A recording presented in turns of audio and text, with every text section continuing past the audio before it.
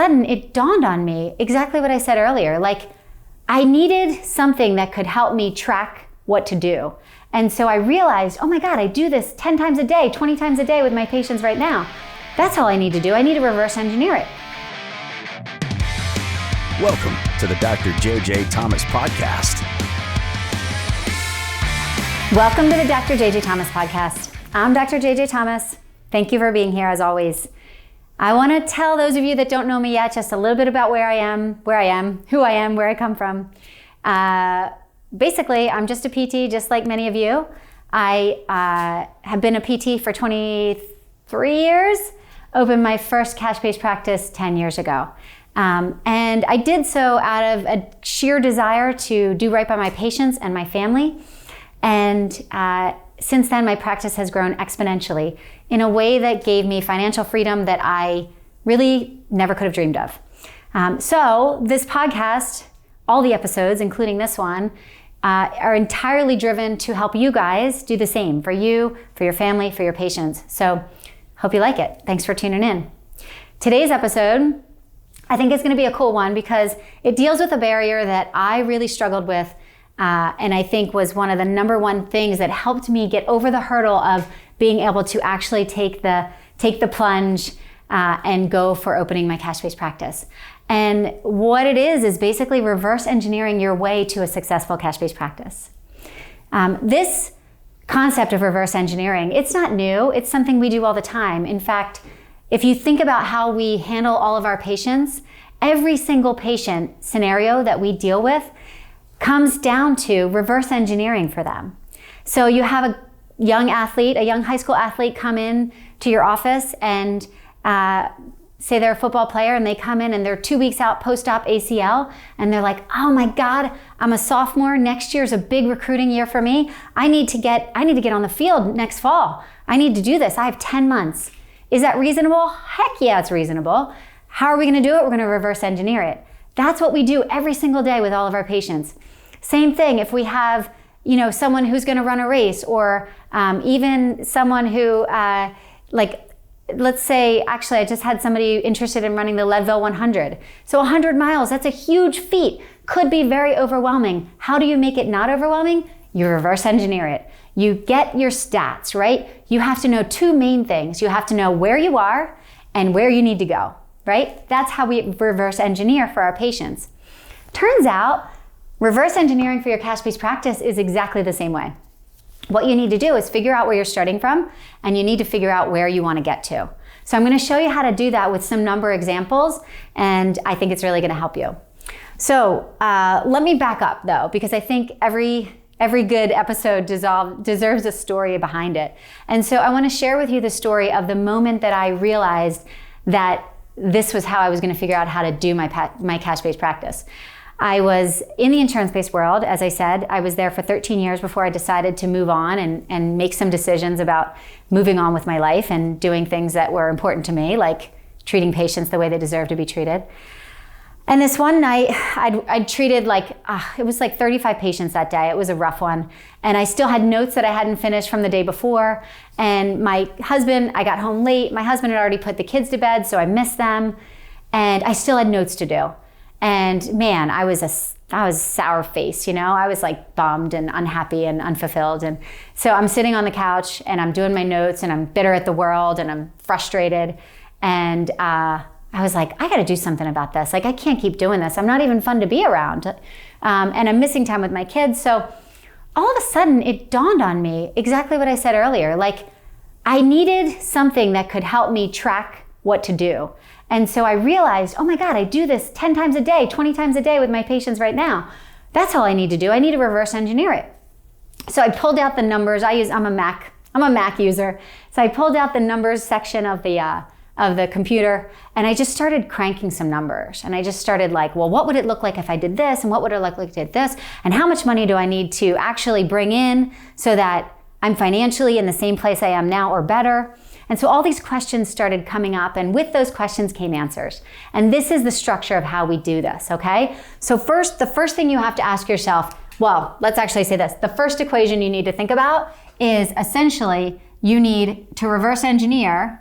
We need our starting point and our finish point, right? So you know where you're starting from, you know you're living comfortably, you know that the salary you're currently making is helping you pay your bills at work and at home, and this is maybe a comfortable place for you. But your finished place is a place of happiness, right? And so maybe your monetary, maybe your financial goals are going to be pretty similar here, not sure. But ultimately what we need to do is figure out how we're gonna get here. And so whatever this number ends up being, essentially, our finish is gonna be net income is gonna equal our gross income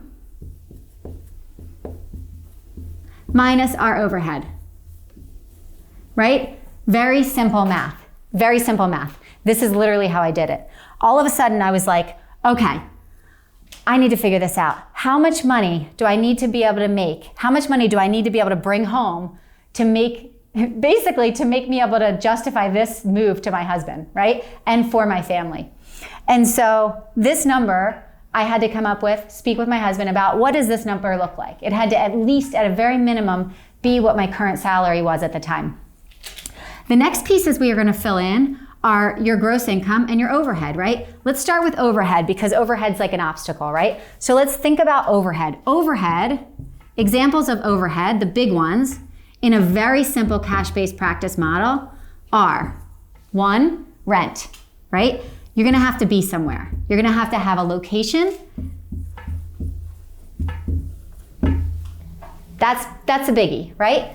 Number one, rent. Number two, equipment or supplies. Or supplies, right? We have to know that we're gonna be able to give our patients what they need in terms of equipment or supplies. We have to be able to perform a service. So we need a place to perform the service. We need equipment to be able to perform this service with. We're gonna talk about this expectation in a little bit. The other thing, I think bare bones that you actually really need in a cash-based practice, you need a website. You need a website and you need someone to manage your SEO, SEM, because no matter how good you are, if they can't find you, you're not gonna be productive. You're not gonna have patients, right? So you could be a kick-ass therapist in this beautiful space with some great equipment, and if nobody knows you're out there, because in today's world, everybody's searching like, who's this JJ chick? And if I don't come up on social media or on the web, on the internet, then I'm no good. So that's the last one, and then, well, that's the third one, and the very last one, which we need in our profession in particular, is an EMR system, right? Because we have to be compliant. We have to be able to take notes on our patients. We have to do it in a way that's HIPAA approved, HIPAA qualified, and we have to be able to document these things. Now, luckily, in today's world, a lot of this also includes your billing avenue. So they're kind of lumped together.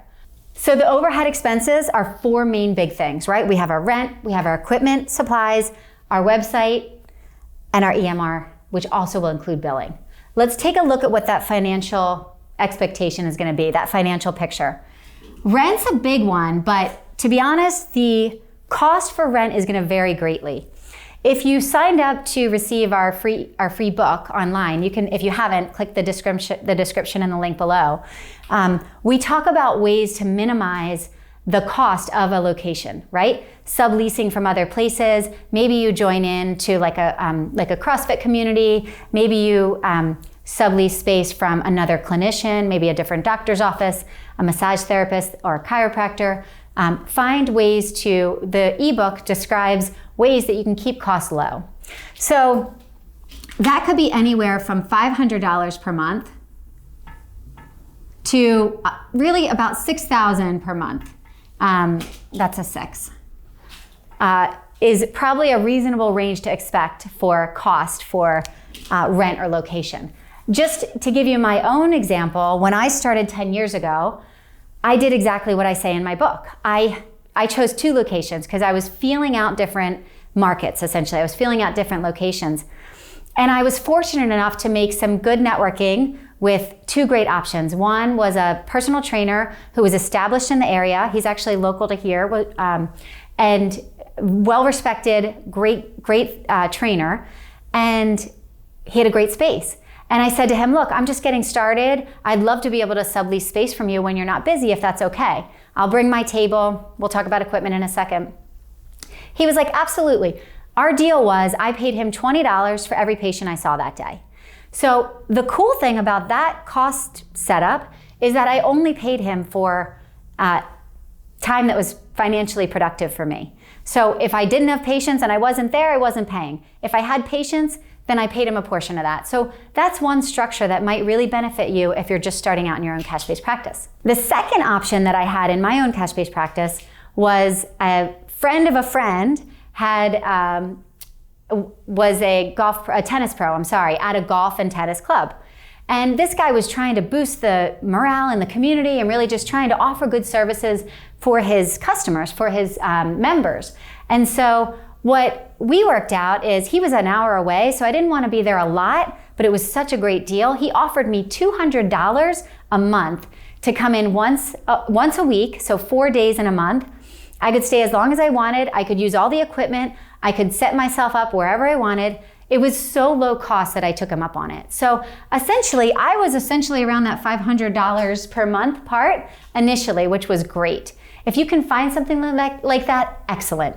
Most people, when you're just starting out, even if you're subleasing, you may find that you're around $1,000 to $1,500 per month is probably where you're actually gonna end up falling. So let's just use that for our math equation, okay? We're gonna use it as this one, $1,500 per month. The next expense we're gonna talk about is equipment and supplies. As I mentioned, what you wanna do is make yourself so efficient and you wanna capitalize on your unique strengths as a therapist. So really, when you're choosing your equipments and supplies, early phase of your opening your cash-based practice, you want to choose equipment and supplies that really highlight your needs to get people better, but you don't want excess, right? You want to be very deliberate. In the book, if you download the book, if you click the link in the description and download the book, you'll see I go through this in greater detail. But essentially, you really want to go minimal here. Only the equipment you need to do your job. As I said, I rented space from a gym owner, and the country club that I rented space from, they both had gym equipment, so that made it really easy for me. All I needed was a table, which ran me about $300, my needles, and a disposal service. Some gloves and cleaning equipment too, but very bare bones. So you can get away with very low cost that can run you about $6,000 a year if you're a hands-on therapist that can really hone in on your hands-on capabilities and give patients body weight exercises and utilize a space that has gym equipment with it. The next overhead piece that we're going to talk about is the website. The website, as I said, is important because patients today will Google search you and they'll search on the internet for you once they've heard about you. Once you're building your brand and your reputation, when people go to search you, they have to find you, because if they search you and you don't come up, then that's a lost patient opportunity. So this is one that it will run you a little higher than, say, your equipment and supplies, but it's really important. Most websites, I found through my initial research that most websites can be built pretty well in like $6,000 for startup, and then you need to pay a maintenance. So that runs you about $1,000 a month, which puts you at $18,000 a year. $18,000 per year. The other one I want you to consider is that EMR. It's very important. This one is very low cost. This is, in fact, I'm going to bundle this into a miscellaneous cost, because this EMR billing, all those systems really will only run you like $100 a month. So that's like just a little over $1,000. The other piece that's going to be considered in this miscellaneous thing is liability insurance. Make sure you're going to want that. That runs you about $1,000 per year. Okay, so if we're going to total all these things to plug into this overhead piece, we're going to do $1,500 per month, essentially puts you at $18,000 for rent, $6,000 for equipment, another $18,000 for the website, and then miscellaneous. I actually go this $1,000 for liability, $1,000 for EMR. I'm going to put an extra $18,000 in there just for good measure, because you're going to want to go market to docs. You're going to want to bring them lunch. You're going to want to do. You're going to find that you have to buy a carpet for the bathroom potentially. You're going to have to buy certain things. So we're going to give an extra $18,000. So I'm going to put this whole miscellaneous category at $20,000. Okay. All of that, 18,000, 18,000, 6,000, and 20,000 will put you at 63,000.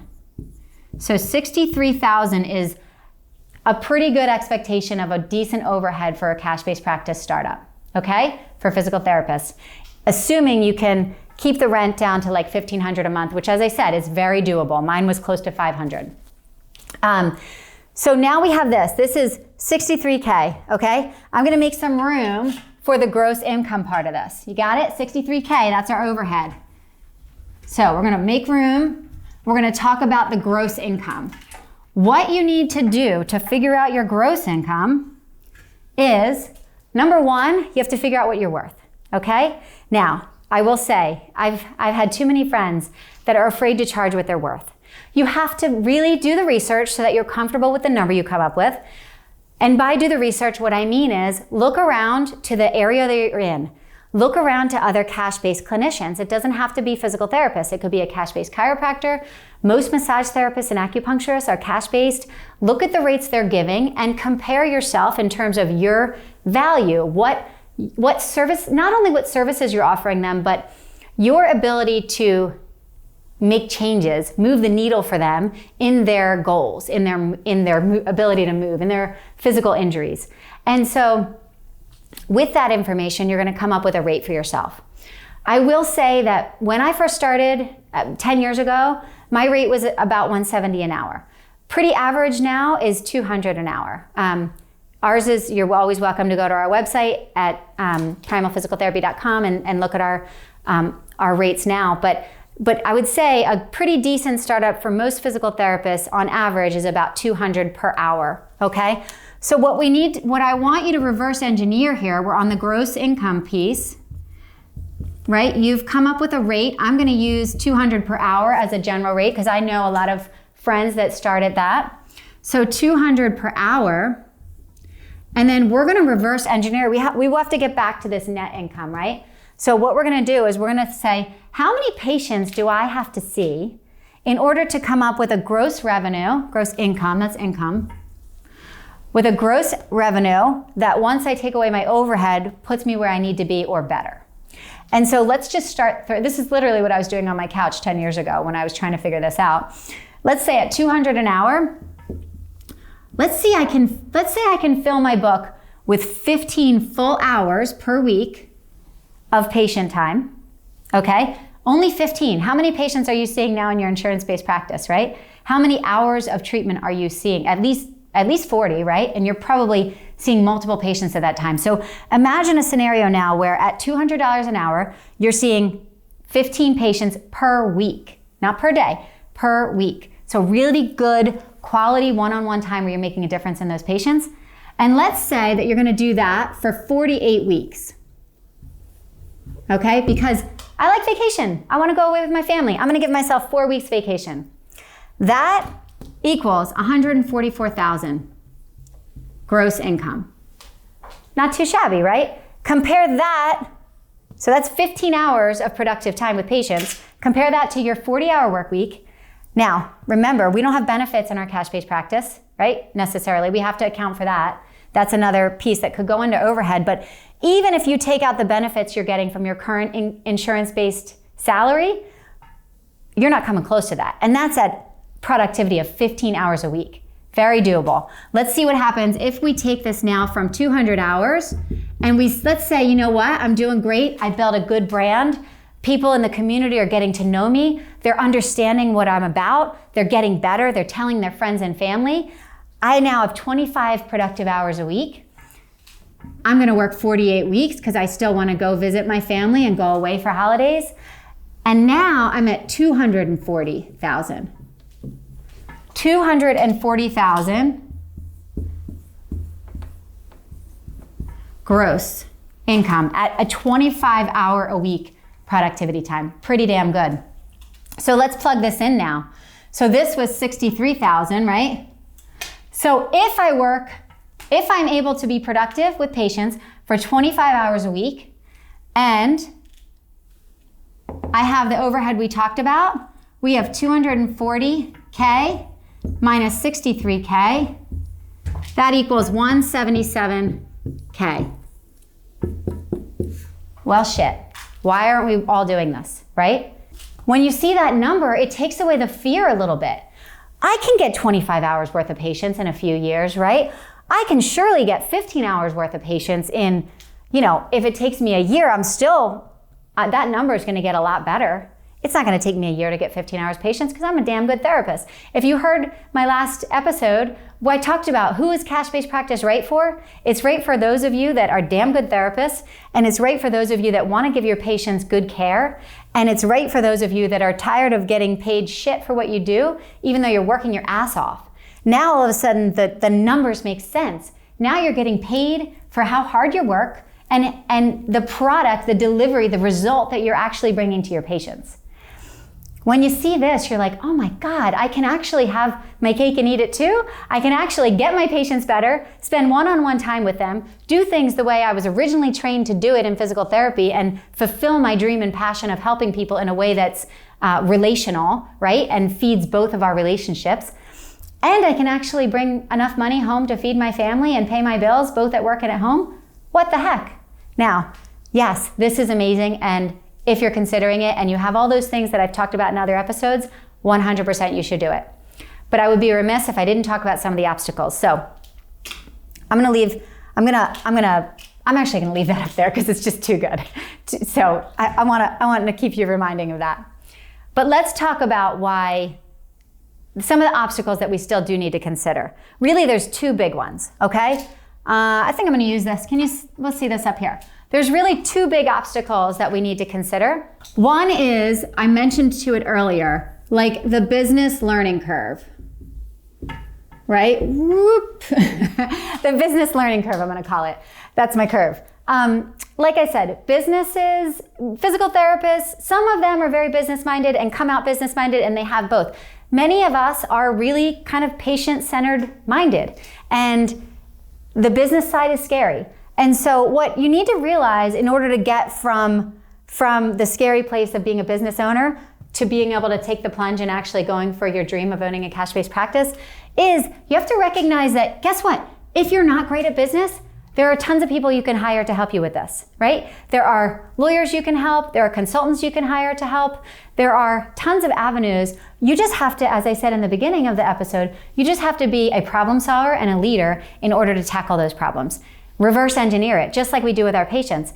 We have a start and an end, and we reverse engineer it. How many of you recognize, I know you do, that there's hiccups along the way. There's speed bumps. We know how to deal with those speed bumps with our patients. On the business side of things, we don't always know how to deal with every speed bump, but there are tons of resources out there. You have an extra $18,000 in our business model for miscellaneous funds for overhead. You can pay people to help you problem solve through the business problems. So you don't have to worry about that. The second thing that you have to consider before you take this plunge is that you really do need to be a rock star physical therapist. Now, I built my practice out of purely, as I said, a desire to help patients, and luckily, I'm a very successful clinician. That helps my brand. That helps the word of mouth, patient after patient telling their patients, wow, if you want to get better, go there. So you do need to make sure that your clinical excellence is on par with the expectations of the patients that are going to come and pay you cash. And so again, this is just something you problem solve through. It's okay if you're not there yet. What you need to do is you need to get there. And just like with this, you can contract people to help you with it. If you need help boosting your clinical excellence, there are tons of resources out there. You can go to we have Primal University, so we have primalhq.com. And you can sign up for our continuing education courses. There's tons of other avenues. Clearly, you guys, if you found this episode, you're resourceful people, and you'll find your way. But the point is, don't think that just because these numbers are what they are, yes, 15 hours of productive time is not that hard to get, but to keep this consistently for years and years and build it to this, you're gonna need clinical excellence. So clinical badassery is what we're gonna call it. Clinical badassery or clinical excellence. That's what that is. That's how you get from here to here, and you get 10 years down the road from now, and you're still a thriving cash-based practice. So that's it. Those are my tips. I hope this spelled it out easily for you. Like everything in life, it's simple but not easy, but if you have the tools to do it, it can be both. Thanks for tuning in. Again, action items for you. If you want to take the next step and boost your level for clinical excellence, check out our website. Primalhq.com is our educational website.